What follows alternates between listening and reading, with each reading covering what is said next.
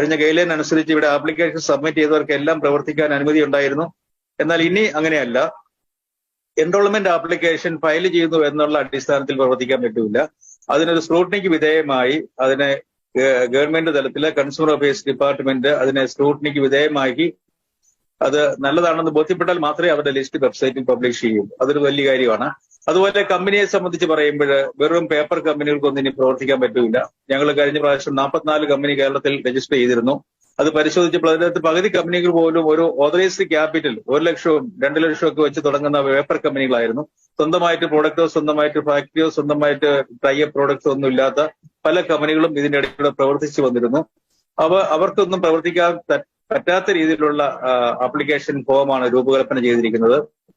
ഒരു മിനിമം 10 ലക്ഷം രൂപയെങ്കിലും പെയ്ഡപ്പ് ക്യാപിറ്റലുള്ള ഒരു പുതിയ കമ്പനിക്ക് മാത്രമേ പ്രവർത്തിക്കാൻ പറ്റുള്ളൂ.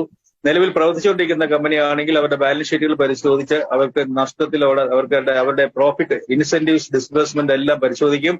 അത് അന്യായമായ പ്രോഫിറ്റ് കൊടുത്ത് ആൾക്കാരെ അട്രാക്ട് ചെയ്ത് പ്രോഡക്റ്റിന്റെ ക്വാളിറ്റി നിലവാരമില്ലാത്ത പ്രോഡക്റ്റുമായി മുന്നോട്ട് വരുന്ന കമ്പനികൾക്ക് ഇനി മുന്നോട്ട് പോകാൻ സാധിക്കില്ല എന്ന് ഞാൻ അറിയിക്കുകയാണ്. അതിനനുകൂലമായ പ്രൊഫഷണൽ ആയിട്ടുള്ള ഒരു സ്ക്രൂട്ടണിക്ക് വിധേയമായിട്ടാണ് നമ്മൾ ഇനി അത് മുന്നോട്ട് പോകാൻ സാധിക്കുക. അതുപോലെ നേരത്തെ നമ്മുടെ നിരീക്ഷണ സമിതിയിൽ നമ്മുടെ ടാക്സസ് ഡിപ്പാർട്ട്മെന്റും നിയമ ഡിപ്പാർട്ട്മെന്റും ധനകാര്യ ഡിപ്പാർട്ട്മെന്റും കൺസ്യൂമർ അഫയേഴ്സ് ഡിപ്പാർട്ട്മെന്റും ഒക്കെ ആയിരുന്നെങ്കിൽ ഇപ്പൊ അഡീഷണൽ ആയിട്ട് 1-2 ഡിപ്പാർട്ട്മെന്റ് കൂട്ടിച്ചേർത്തിട്ടുണ്ട്. ഒന്ന് ലീഗൽ മെട്രോളജി. നമുക്കറിയാം ലീഗൽ മെട്രോളജി എന്ന പാക്ഡ് കമ്മോഡിറ്റീസിന്റെ നിലവാരങ്ങൾ, പാക്കിംഗ്, ലേബലിംഗ്, പ്രോഡക്റ്റിന്റെ ക്വാളിറ്റിയെ കുറിച്ചെല്ലാം പരിശോധിക്കാനായിട്ട് ലീഗൽ മെട്രോളജി വിഭാഗം കൂടെ ഈ മോണിറ്ററിംഗ് മെക്കാനിസത്തിൽ അംഗമായിട്ട് വരാൻ പോവുകയാണ്. അപ്പൊ അതുപോലെ പ്രോഡക്റ്റിന്റെ എല്ലാ രീതിയിലുള്ള പ്രൈസിംഗ് മെക്കാനിസം എല്ലാം പരിശോധിക്കാനായിട്ട് കോമ്പറ്റന്റ് ആയിട്ടുള്ള എല്ലാ സംവിധാനങ്ങളെയും ഈ അതോറിറ്റിക്ക് കീഴിൽ കൊണ്ടുവന്നിരിക്കുകയാണ്. പോലീസിന്റെ വിഭാഗത്തു നിന്നും വളരെ എഫക്റ്റീവ് ആയിട്ടുള്ള ഇൻവോൾവ്മെന്റ് ഉണ്ടായി. കാരണം നമ്മളിപ്പോ ഈ മോണിറ്ററിംഗ് മെക്കാനിസത്തിനകത്ത് പോലീസ് ബഡ്സ് ആക്ട്, ഇപ്പം നമുക്കറിയാം കേരളത്തില് പല കമ്പനികൾക്കെതിരെയും ബഡ്സ് ആക്ടിൽ നിയമ നടപടികൾ നടന്നു കഴിഞ്ഞു. അപ്പൊ അതെല്ലാം വളരെ കൃത്യമായിട്ടും ഫോളോ ചെയ്യുന്ന ഒരു സംവിധാനമായിരിക്കും. മറ്റൊരു പ്രധാനപ്പെട്ട ഒരു കാര്യം, ഈ മോണിറ്ററിംഗ് മെക്കാനിസം ഇത്രയും ഉന്നത അധികാര സമിതിയിൽ എല്ലാം കൂടാനായിട്ടുള്ള സാഹചര്യം ഉണ്ടാവില്ല. അതുകൊണ്ട് ബഹുമാനപ്പെട്ട കൺസ്യൂമർ അഫയേഴ്സിന്റെ ഡയറക്ട് കമ്മീഷണർക്ക് ഒരു അഭിപ്രായം ഉണ്ടായിരുന്നു. അതിനൊരു ഉപസമിതി, ഒരു എക്സിക്യൂട്ടീവ് കമ്മിറ്റി ആ സമിതിയിൽ ഉണ്ടാകും. അത് നിരന്തരം കൂടുന്നതായിരിക്കും. ആ സമിതിയിൽ ചെയർമാൻ കൺസ്യൂമർ അഫയേഴ്സിന്റെ സെക്രട്ടറി ആയിരിക്കും. അപ്പൊ അദ്ദേഹത്തിന്റെ മേൽനോട്ടത്തില് സബ്ജക്ട് എക്സ്പേർട്ട്, അത്യാവശ്യം ടാക്സസ് ഡിപ്പാർട്ട്മെന്റ്, പോലീസ് ഡിപ്പാർട്ട്മെന്റിൽ അടങ്ങുന്ന ഒരു ഉപസമിതി വളരെ സുതീക്ഷ്ണമായി എപ്പോഴും ഫ്രീക്വന്റ് ആയിട്ട് ഈ മോണിറ്റർ ചെയ്യുന്ന ഒരു സംവിധാനം ഉണ്ടായിരിക്കും. കൂടാതെ അതാത് കമ്പനികൾക്ക് അവരുടെ വെബ്സൈറ്റ് ഉണ്ടായിരിക്കണം. ആ വെബ്സൈറ്റിൽ നിയമപരമായി പാലിക്കേണ്ട കാര്യങ്ങളെല്ലാം സെൽഫായിട്ട് തന്നെ അവർ പാലിക്കേണ്ടതായിട്ടുണ്ട്.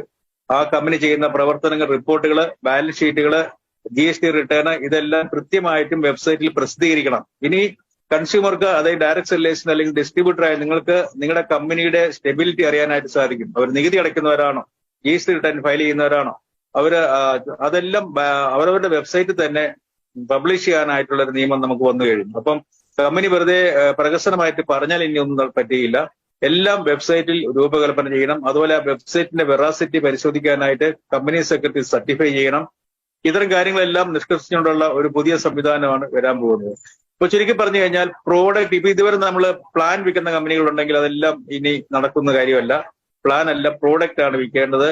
പ്ലാൻ സെയിൽസ് ഇവിടെ ഒരിക്കലും അനുവദിക്കില്ല. പ്രോഡക്റ്റ് ആണ്, അതായത് സെൽ ദ പ്രൊഡക്റ്റ് അല്ലെങ്കിൽ use the product and refer the product, ആ ഒരു പോളിസി ആയിരിക്കും. പ്രോഡക്റ്റ് വാങ്ങി പ്രോഡക്റ്റിന്റെ നിലവാരം ആ കൺസ്യൂമർ പരിശോധിച്ച് അല്ലെങ്കിൽ ഡിസ്ട്രിബ്യൂട്ടർ സ്വയം ബോധ്യപ്പെട്ടതിന് ശേഷം മാത്രമേ റെഫർ ചെയ്യാനായിട്ട് അത് സമൂഹം അത് സ്വയം അത് ഓട്ടോമാറ്റിക്കലി അതിന്റെ ഒരു കറക്ഷൻ ഉണ്ടാകും. നിയമത്തിൽ അതിന് പ്രത്യേകമായ ഒരു ഗൈഡ്ലൈൻ ഇല്ലെങ്കിലും ഇനി ഈ നിയമത്തിന്റെ പശ്ചാത്തലത്തിൽ ചിന്തിക്കുമ്പോൾ എഫക്റ്റീവ് ആയിട്ടുള്ള പ്രോഡക്റ്റ്, അതുപോലെ തന്നെ പ്രൈസ്, ഹെവി ആയിട്ടുള്ള പ്രൈസ് ഒന്നും നടക്കില്ല. ഏറ്റവും പ്രധാനപ്പെട്ട ഒരു കാര്യം നിങ്ങൾ എല്ലാവരും വർഷങ്ങളായിട്ട് ആവശ്യപ്പെട്ടുകൊണ്ടിരുന്ന ഒരു കാര്യം നമ്മുടെ മെക്കാനിസത്തിൽ റെഫർ ചെയ്യാൻ പോവുകയാണ്. അതായത് നെഗറ്റീവ് ലിസ്റ്റ്. അത് ചില കമ്പനികള്, ചില പ്രോഡക്റ്റുകൾ, ചില ആക്ടിവിറ്റികൾ, ഓൺലൈൻ സർവീസ്, ക്രിപ്റ്റോ കറൻസി, ഇങ്ങനെയുള്ള ചില ബിസിനസ്സുകൾ, സ്പ്യൂരിയസ് ആയിട്ടുള്ള പ്രോഡക്റ്റുകൾ ഇങ്ങനെ വിൽക്കുന്ന കമ്പനികൾക്ക് ഈ ഡയറക്ട് സെല്ലിംഗിലേക്ക് കടന്നു വരാനേ സാധിക്കില്ല. അപ്പം അവിടെ തന്നെ പ്രോഡക്റ്റ് തന്നെ ഒരു നെഗറ്റീവ് ലിസ്റ്റ് പബ്ലിഷ് ചെയ്യാനും നമ്മൾ സർക്കാർ ലെവലിൽ കാര്യങ്ങളെല്ലാം ക്രമീകരിച്ചു കഴിഞ്ഞു. അപ്പോൾ എല്ലാവർക്കും എന്തെങ്കിലും തുടങ്ങാമെന്നുള്ള വാചേനെ നമുക്കിനി ഈ ബിസിനസിനെ മുന്നോട്ട് കൊണ്ടുപോകാൻ പറ്റില്ല. അപ്പൊ ചുരുക്കി പറഞ്ഞാൽ ഇവിടെ ഡയറക്ട് സെല്ലേഴ്സ് ഒരു 3 ലക്ഷം തൊട്ട് 5 ലക്ഷം വരെ ആൾക്കാർ ഈ സംവിധാനത്തിൽ ഉണ്ടായിരുന്നു നമുക്കറിയാം കേരളത്തിൽ. എന്നാൽ ഇപ്പൊ പലരും അറച്ചു നീക്കിയാണ്. എല്ലാ കമ്പനികളും ജെനുവിൻ ആണോ എന്ന് പലർക്കും സംശയമുണ്ട്. ഇനി ഏതെങ്കിലും തരത്തിൽ എന്തെങ്കിലും കാര്യത്തിൽ കഴിഞ്ഞ നിയമത്തിന് മുമ്പിൽ പോരായ്മകൾ ഉണ്ടെങ്കിൽ ആ പോരായ്മകൾ പരിഹരിച്ചുകൊണ്ട് ഈ കമ്പനികൾക്ക് മുന്നോട്ട് വന്ന് നമ്മുടെ ഈ ഇൻഡസ്ട്രിയെ എഫക്റ്റീവ് ആക്കാം എന്നും കൂടി പറയുകയാണ്. കാരണം നിയമം ഇല്ലാത്ത സമയത്ത് പ്രവർത്തിച്ചപ്പോൾ പല അപര്യാപ്തികളും ലിമിറ്റേഷൻ ഉണ്ടായിരുന്നുവെങ്കിൽ അതെല്ലാം പുതിയ നിയമത്തിന്റെ വ്യാഖ്യാനം അനുസരിച്ച് അതിനെ കറക്റ്റ് ചെയ്തുകൊണ്ട് കമ്പനികൾക്ക് മുന്നോട്ട് വരാനും സാധിക്കും. അപ്പൊ ഇത് ഒരു മാസത്തിനുള്ളിൽ ഈ മെക്കാനിസം ഇവിടെ ഇവോൾവ് ചെയ്യും. ഇത് ഇവിടെ കേരളത്തിൽ ലോഞ്ച് ചെയ്ത ഉടൻ തന്നെ മറ്റെല്ലാ സംസ്ഥാനത്തും ഇത് രൂപം പ്രാപിക്കും. അങ്ങനെ ഇന്ത്യയിലെ ആകമാനം നമുക്ക് ഒരു പുതിയ വഴിത്താരയിലേക്ക് ഈ ബിസിനസിനെ ഉൾക്കൊള്ളാൻ സാധിക്കും. ധൈര്യമായിട്ട് ലെജിറ്റിമേറ്റ് ആയിട്ടുള്ള ബിസിനസ്സിന് മാത്രം പ്രവർത്തിക്കാൻ പറ്റുന്ന ഒരു സാഹചര്യം ഒരുങ്ങുകയാണ്. അപ്പൊ അതിലേക്ക് നമുക്ക് പ്രതീക്ഷിക്കാം. അതിന് യാതൊരു കാലതാമസം ഉണ്ടാവില്ലെന്ന് ഞാൻ പറയുകയാണ്. എല്ലാം റെഡിയാണ്. ബഡ്ജറ്റ് സമ്മേളനം കഴിഞ്ഞാൽ ഉടൻ തന്നെ അത് സർക്കാർ ഔദ്യോഗികമായി ലോഞ്ച് ഉണ്ടാകും. അത് നിങ്ങളെ എല്ലാവരും ആ ലോഞ്ചിലേക്ക് ക്ഷണിക്കുന്നു. എല്ലാവരും അതിൽ വന്ന് പങ്കെടുക്കുകയും നമ്മൾ ഈ കേരളത്തില് ഒരു മുഖച്ഛായ മാറ്റുന്ന രീതിയിൽ, നമുക്കറിയാം തൊഴിലില്ലായ്മ വളരെ ഗൗരവമായി മുന്നോട്ട് പോകുന്ന ഈ സമയത്ത്, നമ്മുടെ ചെറുപ്പക്കാരെല്ലാം അന്യരാജ്യത്തേക്ക് ചേക്കേറുന്ന ഈ സമയത്ത് ഇവിടെ പ്രവർത്തിക്കാൻ പറ്റുന്ന ഒരു നല്ല ബിസിനസ്, ഒരു ഓപ്പർച്യൂണിറ്റി ഗവൺമെന്റ് തലത്തിൽ ഉണ്ടാകുമ്പോൾ തീർച്ചയായിട്ടും കുറെയെങ്കിലും ചെറുപ്പക്കാർ ഇവിടെ നിൽക്കുകയും ഈ ബിസിനസിന്റെ ഭാഗമായിട്ട് മാറുകയും ചെയ്യുമെന്ന് നമുക്കറിയാം. അപ്പൊ ഈ സാഹചര്യത്തിൽ നന്മ പോലെയുള്ള INDC പോലെയുള്ള എല്ലാ സംഘടനക്കാരോടും നമ്മൾ ആവശ്യപ്പെട്ടിട്ടുണ്ട്. ബോധവൽക്കരണം വളരെ ആവശ്യമാണ്. എല്ലാ സംഘടനകളും അത് ടേക്കപ്പ് ചെയ്തിട്ടുണ്ട്. കാരണം ഈ സമയത്ത് നിയമാനുസൃതമല്ലാതെ പ്രവർത്തിക്കുന്ന ധാരാളം കമ്പനികൾ ഈ ഗ്യാപ്പിൽ പ്രവർത്തിക്കുന്നതായിട്ട് ഗവൺമെന്റ് ശ്രദ്ധയിൽപ്പെട്ടിട്ടുണ്ട്. അവർക്കെല്ലാം ഇതിലെ അന്വേഷണം ഒരു രീതിയിൽ രഹസ്യമായിട്ടും പരസ്യമായിട്ടും നടന്നുകൊണ്ടിരിക്കുകയാണ്. അതുകൊണ്ട് ദയവ് ചെയ്ത് ഇനി ചെറിയ ഹിഡൻ മണി ചെയിനുമായിട്ട് വരുന്ന കമ്പനികളിലേക്ക് നിങ്ങൾ ചേക്കരുത്, പ്രവർത്തിക്കരുത്. അതിലേക്ക് പോകുന്ന ആപത്തായിരിക്കും. അതുകൊണ്ട് ലെജിറ്റിമേറ്റ് ആയിട്ടുള്ള ബിസിനസ്സിനെ, നമുക്കറിയാം എന്നെക്കാൾ കൂടുതൽ നിങ്ങൾക്ക് ഡിസ്ട്രിബ്യൂട്ടേഴ്സിന് അറിയാം ഏത് കമ്പനിയാണ് ലെജിറ്റിമേറ്റ്. അല്ല, താൽക്കാലിക ലാഭത്തിന് വേണ്ടി ആരെങ്കിലും എവിടെയെങ്കിലും പ്രവർത്തിക്കുന്നെങ്കിൽ ഉടൻ തന്നെ അത് നിർത്തിക്കൊള്ളുക. ലെജിറ്റിമേറ്റ് ആയിട്ട് നല്ല പ്രോഡക്റ്റ് ഉള്ള, അതായത് കൺസ്യൂമേഴ്സിന്റെ മുമ്പിൽ ധൈര്യമായിട്ട് അവതരിപ്പിക്കാൻ പറ്റുന്ന പ്രോഡക്റ്റ് ഉള്ള കമ്പനിയിൽ മാത്രം നിങ്ങൾ പ്രവർത്തിക്കാനായിട്ട് ശ്രമിക്കുക. അതിനനുയോജ്യമായ നിയമമാണ് അണിയറയിൽ ഒരുങ്ങിക്കൊണ്ടിരിക്കുന്നത്. അപ്പൊ അത്തരം കാര്യങ്ങളെക്കുറിച്ചാണ് ഞാൻ കൂടുതലായിട്ടും പറയാൻ ആഗ്രഹിക്കുന്നത്. നിങ്ങളുടെ കമ്പനികൾ അതിന്റെ എൻറോൾമെന്റ് പൂർത്തീകരിച്ചതിന് ശേഷം കൺസ്യൂമർ അഫയേഴ്സിന്റെ വെബ്സൈറ്റിൽ ലിസ്റ്റിൽ പെടുന്ന കമ്പനികൾ മാത്രമായിരിക്കും ഇനി പ്രവർത്തിക്കുക. അതുകൊണ്ട് കൺഫ്യൂഷൻ വേണ്ട. ഏതാണ് ലെജിറ്റിമേറ്റ് കമ്പനി എന്ന ഡിസ്ട്രിബ്യൂട്ടേഴ്സിനോ നിങ്ങൾ പ്രവർത്തിക്കാൻ പോകുന്ന കൺസ്യൂമേഴ്സിനും സംശയമില്ലാത്ത രീതിയിൽ വളരെ ക്രിസ്റ്റൽ ക്ലിയർ ആയിട്ട്, കാരണം സർക്കാർ വളരെ ലെജിറ്റിമേറ്റ് ആയിട്ടുള്ള ബിസിനസ്സിന് മാത്രം പ്രവർത്തിച്ചാൽ മതിയെന്ന് പറഞ്ഞിട്ടുണ്ട്. അപ്പൊ അതനുസരിച്ചിട്ടുള്ള ഒരു സാഹചര്യം ഒരുങ്ങുന്നു. അപ്പൊ ഈ സമയത്ത് നിങ്ങൾ INDC-ക്കാര് നന്മ ഏറ്റെടുത്തിരിക്കുന്ന ഈ ബോധവൽക്കരണ പരിപാടി മുന്നോട്ട് പോട്ടെ എന്ന് ഞാൻ ആശംസിക്കുന്നു. അതുപോലെ ഇവിടെ നിങ്ങളുടെ പ്രസിഡന്റിനെ സംബന്ധിച്ച് നോയലാണെങ്കിലും അതുപോലെ തന്നെ ചന്ദ്രശേഖർ സാറാണെങ്കിൽ വളരെ എഫക്റ്റീവായിട്ട് ഈ സംവിധാനത്തില് കാഴ്ചപ്പാടുകൾ പറയുകയും അതുപോലെ അതിന്റെ വളരെ സജീവമായ രീതിയിൽ ചർച്ചയിൽ പങ്കെടുക്കുകയൊക്കെ ചെയ്ത് വളരെ നല്ല സജഷൻസ് ഒക്കെ തന്നിട്ടുണ്ട്. അപ്പോ അദ്ദേഹത്തിന് കൃത്യമായ രാഷ്ട്രീയം ഉണ്ടെങ്കിലും ഈ മേഖലയിൽ അദ്ദേഹം പറയും ഒരു രാഷ്ട്രീയം നോക്കാതെ കൊണ്ട് നമ്മുടെ കേരളത്തിന്റെ നന്മയ്ക്കായി, നമ്മുടെ ചെറുപ്പക്കാരുടെ ഉന്നമതിക്കായി ഒരു ഓപ്പർച്യൂണിറ്റി ഉണ്ടാക്കുവാനായിട്ട് കക്ഷി രാഷ്ട്രീയം മറന്ന് പ്രവർത്തിക്കാനായിട്ട് ആവശ്യപ്പെടുന്ന ഏക വ്യക്തിയാണ് ചന്ദ്രശേഖർ സാറ്. അദ്ദേഹത്തിനെ ഞാൻ പ്രത്യേകം അഭിനന്ദിക്കുന്നു.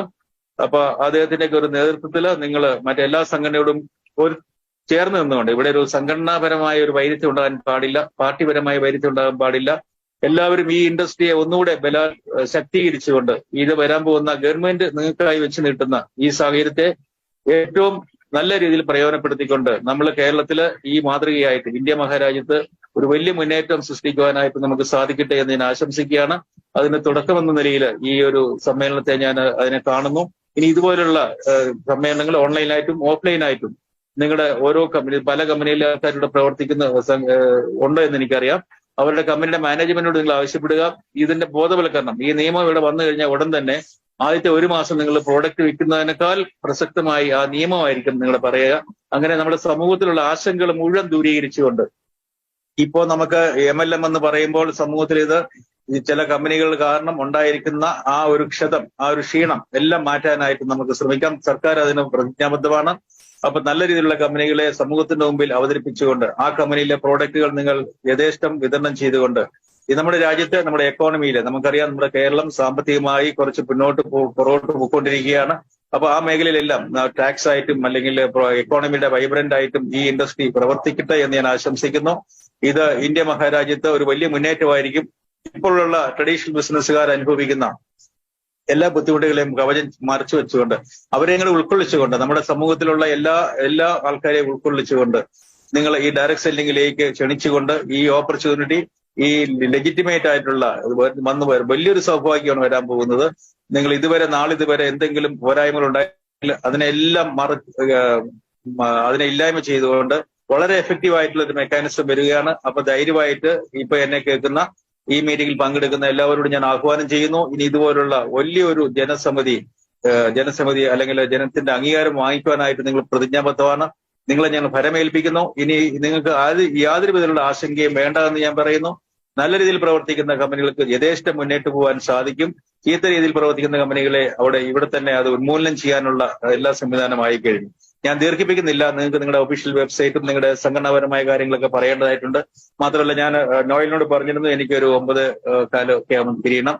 അപ്പൊ എല്ലാവർക്കും എല്ലാ ആശംസകളും നേർന്നുകൊണ്ട് എല്ലാവർക്കും ഒരു വിജയാശംസകൾ ആശംസിച്ചുകൊണ്ട് ഈ രാത്രിയിൽ എന്നെ ഇത്രയും നേരം കേട്ടിരുന്ന എല്ലാവർക്കും പ്രത്യേകം നന്ദി അർപ്പിച്ചുകൊണ്ട് ഇനിയും നിങ്ങൾ സധൈര്യം മുന്നോട്ട് വന്നുകൊണ്ട് നല്ലൊരു ഓപ്പർച്യൂണിറ്റി, നല്ലൊരു ബിസിനസ് രംഗമായിട്ട് ഇതിനെ കണക്കാക്കി മുന്നോട്ട് പോകാനുള്ള ആഹ്വാനം ചെയ്തുകൊണ്ട് ഞാൻ നിർത്തുന്നു. നന്ദി, നമസ്കാരം.